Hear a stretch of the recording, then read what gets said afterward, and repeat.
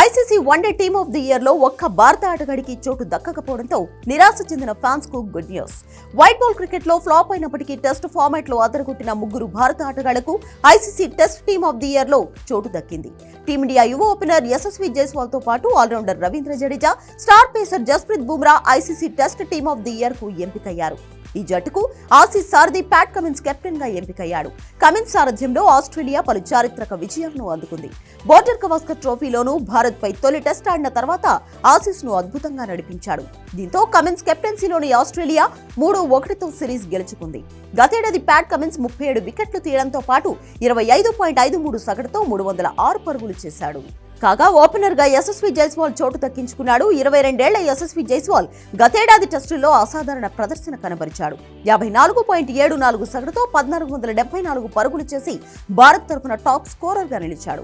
36 సిక్స్లు బాది ఒకే calendar year లో టెస్టుల్లో అత్యధిక సిక్స్లు బాదిన బ్యాటర్ గా చరిత్రకెక్కాడు. ఈ క్రమంలోనే యశస్వి జైస్వాల్ ను అత్యుత్తమ జట్టులో ఓపెనర్ గా ఐసీసీ ఎంపిక చేసింది.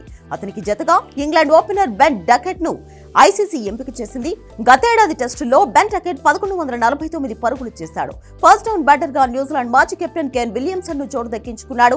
గతేడాది కేన్ మామా 9 టెస్టుల్లో 59.58 సగటుతో 1013 పరుగులు చేశాడు. 4వ స్థానంలో ఇంగ్లాండ్ మాజీ కెప్టెన్ జో రూట్ కు చోటు దక్కింది. గత ఏడాది రూట్ రెడ్ బాల్ క్రికెట్ లో పరుగుల వరద పారించాడు. వరుస సెంచరీలతో రికార్డుల మీద రికార్డులు సృష్టించాడు. జో రూట్ 17 ఇన్నింగ్స్లో 1556 పరుగులు చేశాడు.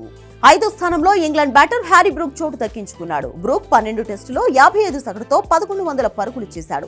6వ స్థానంలో శ్రీలంక బ్యాటర్ కామిందు మెండెస్ ఎంపికవగా వికెట్ కీపర్ గా ఇంగ్లాండ్ ప్లేయర్ జేమీ స్మిత్ కు చోటు దక్కింది. కామిందు మెండెస్ 9 టెస్టుల్లో 74.92 సగటుతో 1049 పరుగులు చేయగా జేమీ స్మిత్ 9 మ్యాచ్ల్లో 637 పరుగులు నమోదు చేశాడు. స్పిన్ ఆల్రౌండర్ గా రవీంద్ర జడేజా ఎంపికయ్యాడు.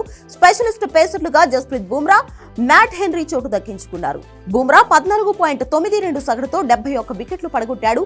గతేడాది అత్యధిక వికెట్లు తీసిన బౌలర్ గా బుమ్రా నిలిచాడు. బోర్డర్ గవాస్కర్ ట్రోఫీలోనే అతను 32 వికెట్లు పడగొట్టాడు.